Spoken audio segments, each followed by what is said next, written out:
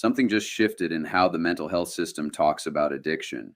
And if you work in recovery, you need to pay attention. For decades, mental health treatment and substance abuse treatment were two separate worlds, two separate systems, two separate funding streams, two separate waiting rooms. You struggled with depression and alcohol, and the mental health clinic sent you to the addiction program. The addiction program sent you back. Nobody treated both at the same time. That's finally starting to change. In 2026, substance use disorders are being recognized across the clinical world as co-occurring mental health conditions, not moral failures, not isolated behavior problems, not someone else's department. And that shift matters more than most people realize. Here's why this is a big deal. More than 60% of people with a substance use disorder have a co-occurring mental health condition: depression, anxiety, PTSD, trauma that never got treated. And for most of the history of this field, we treated the addiction and ignored the mental health piece, or treated the mental health piece and ignored the addiction. Either way, we were only treating half the person,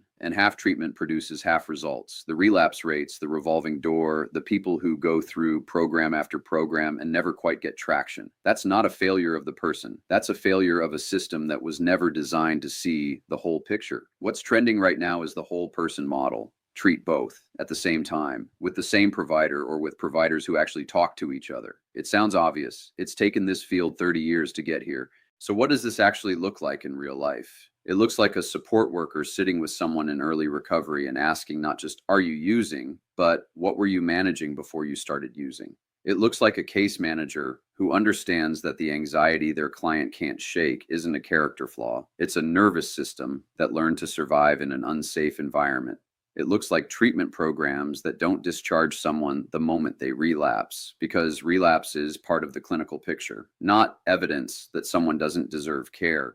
And in central Nebraska, where I work, it looks like being the person who bridges those two worlds, who can sit with someone in a DVIP group and also recognize that their substance use isn't separate from their patterns of control and their history of being controlled. None of this is separate. It never was. Scene 4, the brain science in plain language.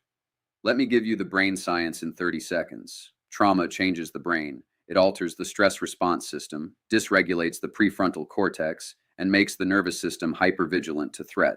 Substance use, especially alcohol, opioids, and stimulants, provides temporary relief from that dysregulation. The brain learns that this substance reduces the pain. Dopamine reinforces the behavior. Neural pathways get carved deeper with every use. This is not weakness. This is neuroscience. And here's the critical piece.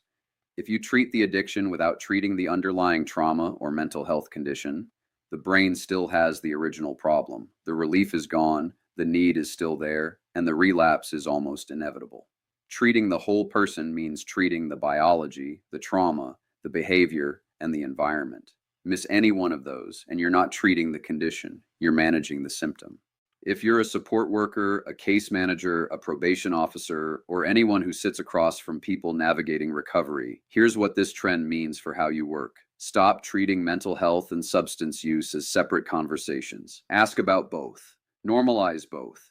When someone discloses depression, ask about use. When someone discloses use, ask about what they're managing emotionally. You don't have to be a clinician to do that. You have to be curious and willing to hold the complexity without collapsing it into a simpler story.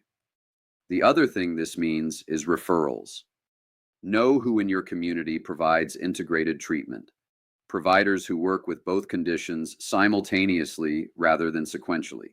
In Nebraska, that list is short. Build it anyway. Your clients cannot afford to fall through the gap between two systems that don't talk to each other.